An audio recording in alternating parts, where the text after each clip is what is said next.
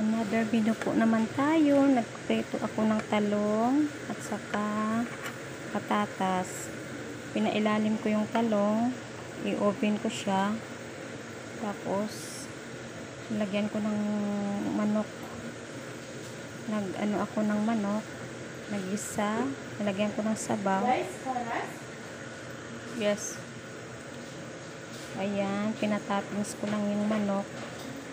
Inano ko yung manok, ginisa ko siya, nilagyan ko lang ng sabaw. Parang templado lang siya, parang menudo style. Ganon.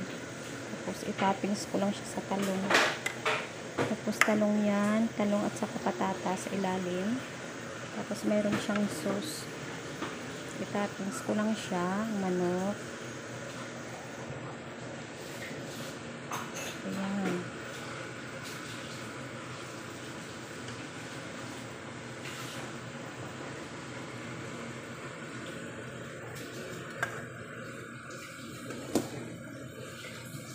Tapos, yung sauce, i-ano po natin yung sauce dito. Yan. Tapos, para may sabaw siya, para hindi siya mag-dry.